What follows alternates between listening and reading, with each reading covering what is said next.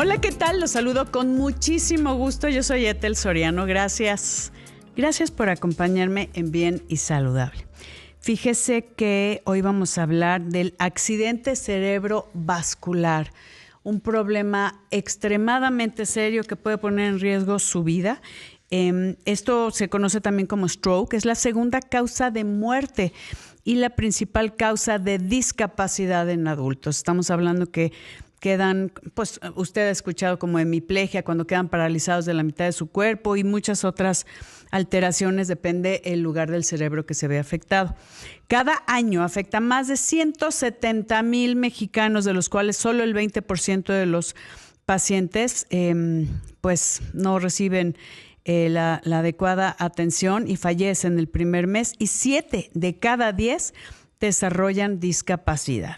Un accidente cerebrovascular ocurre cuando se interrumpe el flujo sanguíneo al cerebro, que es, pues, imagínense nada más, donde se empieza a morir el tejido cuando no recibe este aporte sanguíneo.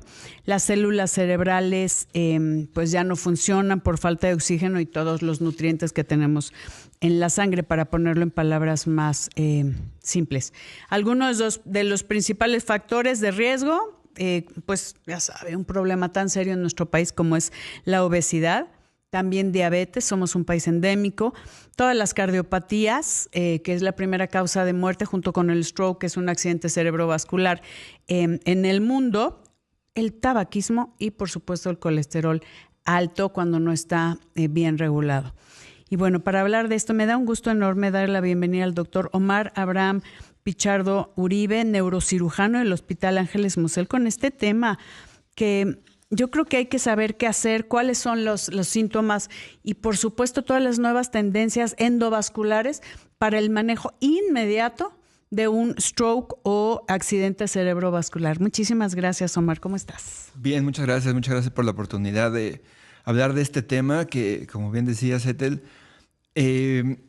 lo más rápido que podamos hacer y atender va a hacer una diferencia entre que el paciente pueda salir caminando, hablando, recuperar sus funciones, o este escenario que decías, yo, sin tratar de hacerlo pues dramático de más, pero muy real, a veces comento que suele ser peor que el paciente no fallezca, y es el lapso en medio donde el paciente no se puede valer por sí mismo, no puede comer, alimentarse solo, asearse solo, depende de un cuidador 24 horas. Sí. Ese escenario, en mi experiencia, suele ser más devastador que incluso el fallecimiento propiamente. Fíjate, doctor Omar Abraham Pichardo, estoy 100% de acuerdo contigo. La gente va a decir, no, pero imagínense nada más, yo me pongo a pensar en mí. Que yo tuviera un stroke y yo quedara en ese limbo, ¿no? Donde no fue a tiempo, no me dieron la atención o por cualquier razón. Hay muchas razones.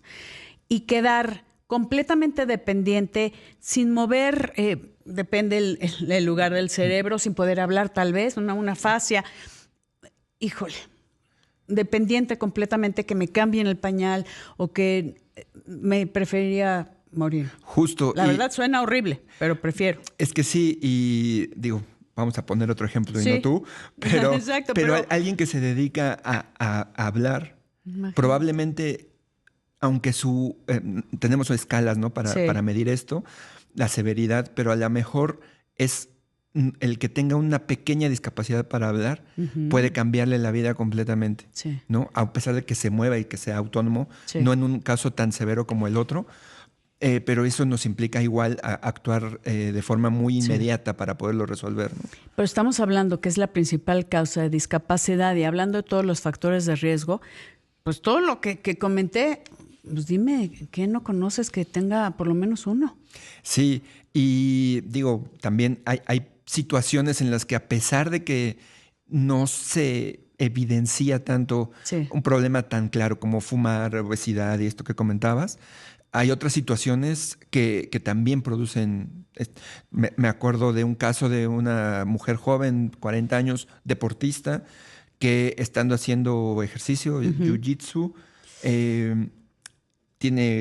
no puede mover la mitad del cuerpo. De hecho, pensaban que había tenido consumo de sustancias, no sabía nadie qué hacer. Y retrasó un poco la atención cuando llegó al hospital, pero afortunadamente lo pudimos tratar. Y lo que le estaba detonando todo esto es que tenía un tumor en el corazón, que fue completamente un hallazgo, pero el síntoma con el que debutó, a pesar de ser una persona que hacía ejercicio y que estaba sana técnicamente, fue este evento, ¿no? El evento vascular cerebral, algunas personas lo conocen también como accidente vascular cerebral o stroke, ¿no? O ictus. Ictus, sí. Que eso también se conoce mucho en los hospitales. Sí. Hay hasta un cierto protocolo para el manejo porque la atención debe ser inmediata. Y hay que vamos a hablar sobre todos los tratamientos de mínima invasión, porque dice, a ver, si tienes un coágulo en el cerebro, ¿qué haces, no? ¿Cómo lo sacas? Y entonces sí que sepan que se puede hacer mucho, que el tiempo es muy valioso, pero antes me gustaría, querido doctor Omar Abraham Pichardo, que nos digas que estén pendientes. ¿Cuál sería lo que yo vería si estoy obviamente solo, me puedo ver en el espejo o lo que puedo percibir, o acompañado, qué esperaríamos para tomar la decisión de buscar ayuda inmediatamente? Esto no es algo que podamos atrasar para, mañana voy porque estoy hablando raro, o mañana voy porque no tengo la fuerza de la mitad de mi cuerpo. No lo sé. Sí. Tenemos que verlo, pero vamos a una pausa y regresamos con esa información. De acuerdo. Para que toda la gente esté muy pendiente de cómo se presenta un accidente vascular cerebral o enfermedad vascular cerebral y obviamente tomar acción inmediata. Les recuerdo que tenemos un capítulo nuevo que salió este domingo en el Ethel Soriano Podcast, donde siempre estamos compartiendo temas súper interesantes. Lo invito a que me siga, a que se inscriba, a que se suscriba en YouTube. Para mí es muy importante. A usted no le cuesta nada y hacemos una gran comunidad y así va a estar en la campanita recibiendo todos los nuevos capítulos. Y tenemos un capítulo de sexualidad este domingo que salió y también esperen el próximo que está buenísimo sobre relaciones abiertas.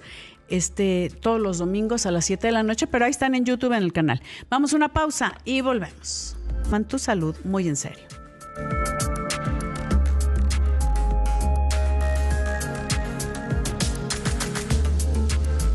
Estoy platicando con el doctor Omar Abraham Pichardo Uribe, neurocirujano del Hospital Ángeles Mosel, acerca de cuál sería la sintomatología inicial. Decir, a ver, si tú sientes esto o ves que tu familiar, y no importa si es grande o pequeño, porque también hay niños que han tenido eventos cerebrovasculares. Sí. Entiendo que es mucho menos frecuente, pero sucede.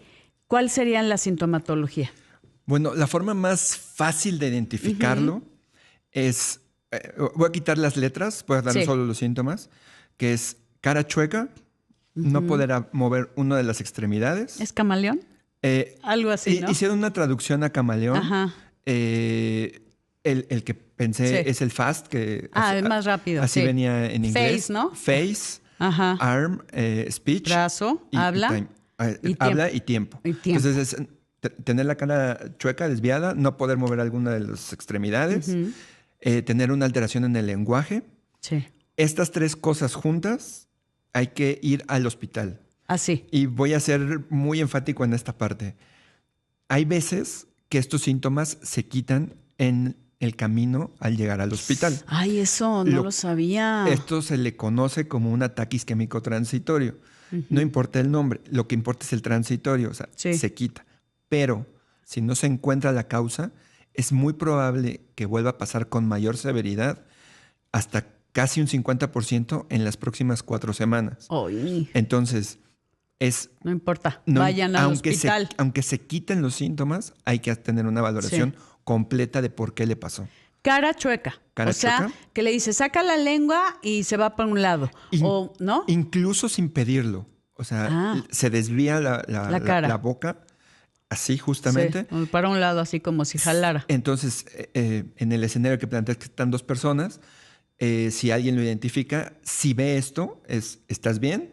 Levanta una mano y levanta la otra. Y tiene que estar a la misma distancia. Si no puede, ahí estamos ya, prácticamente tenemos el diagnóstico y pedirle que diga su nombre. Si no puede completar estas 2 tareas. ¿Cómo se hablaría? O sea, intentaría así de...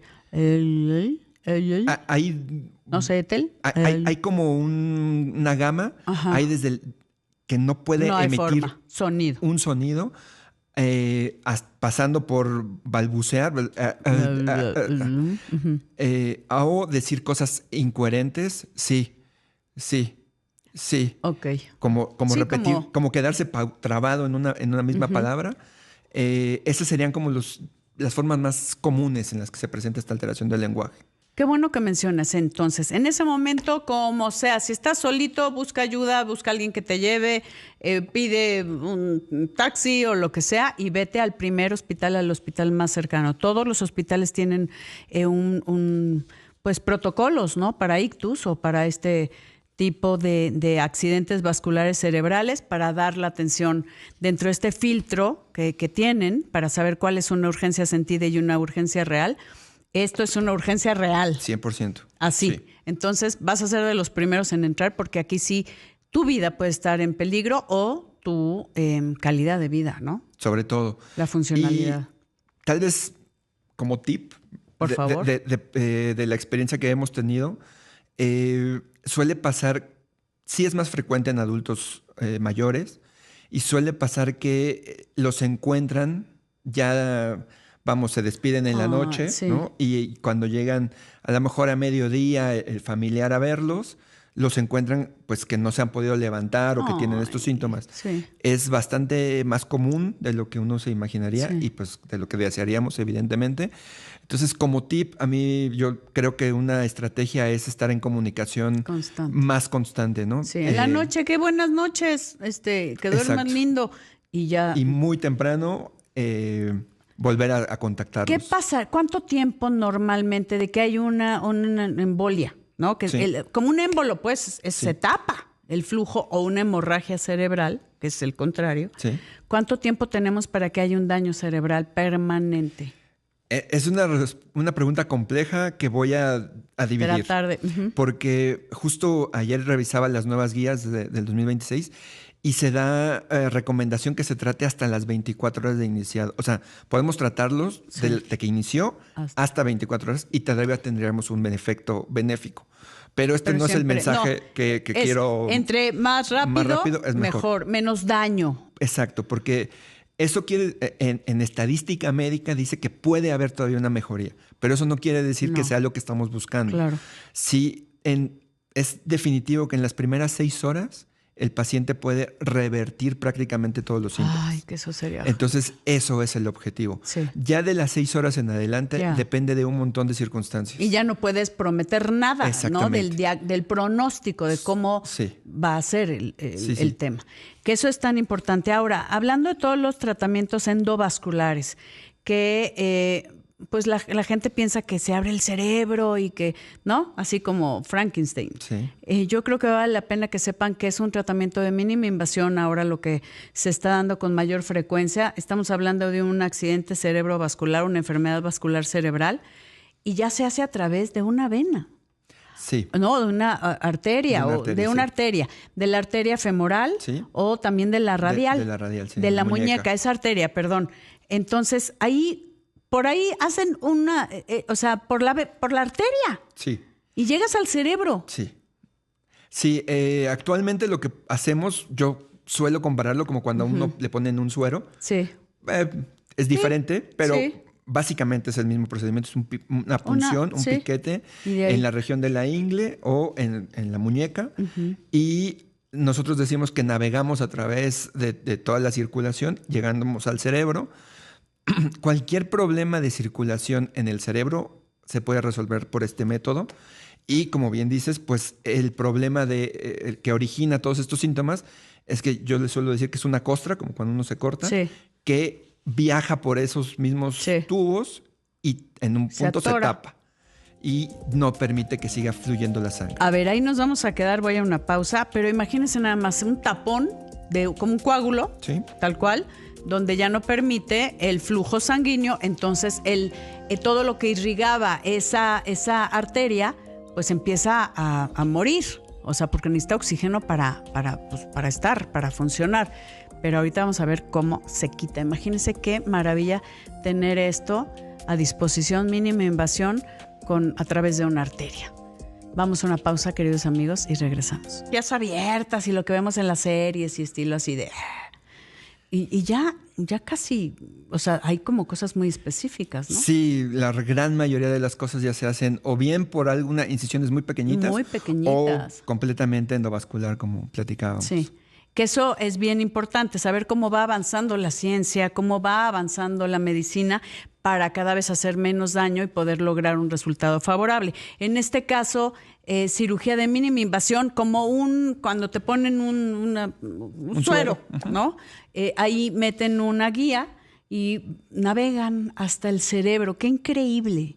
A mí se me hace fantástico. ¿Y ahí qué haces? Ya que llegas y dices, mira, aquí está, porque todo lo ves por fluoroscopía o qué es. Sí, son rayos X, básicamente. Ajá. Sí. Y ahí dices, mira, aquí está esta arteria tapada.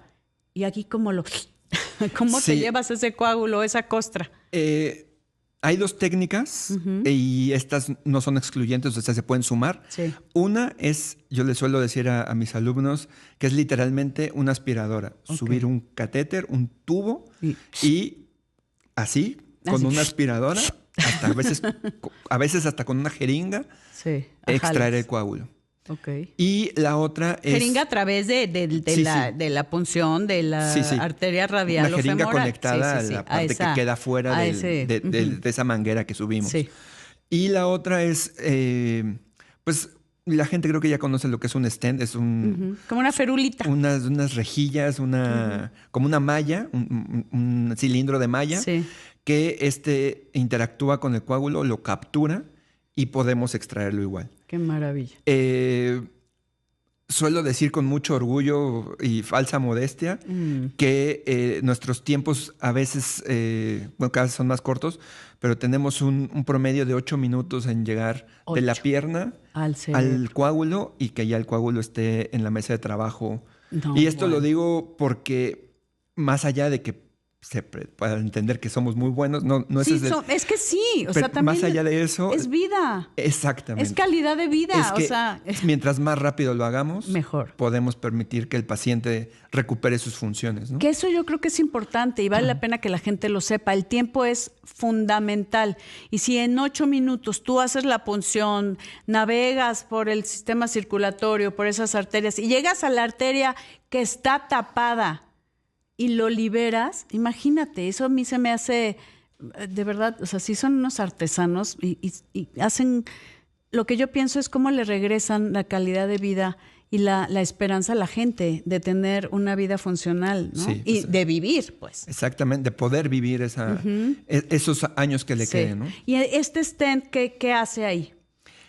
Este stent inicialmente... Te ayuda a atrapar. Teníamos problemas porque lo teníamos que dejar. Y había un montón de complicaciones. La maravilla ahora es que no se deja, solo captura el coágulo, como si fuera una prensa, lo atrapa y lo extraemos completamente. Ya. O sea, como antes en el corazón que se deja, ahí sí, en el cerebro, ahí por X o Y razón, por las complicaciones, ustedes como expertos, ya no se deja. Extraes y liberas la...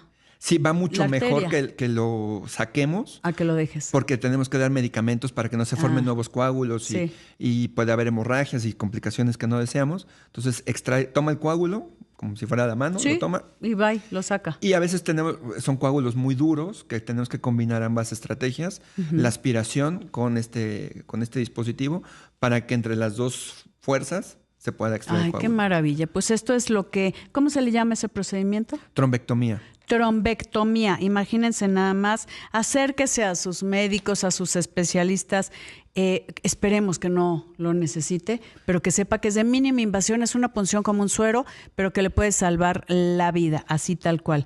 Doctor Omar Abraham Pichardo Uribe, como siempre, gracias por acompañarnos. Me encanta cómo explicas, claro, conciso y conceso. Muchas gracias por la oportunidad. Encantada de tenerte aquí. Muchísimas gracias. Gracias, amigos. Gracias por acompañarnos. Y yo soy Ethel Soriano. Y por favor, para estar bien y saludable, cuídese.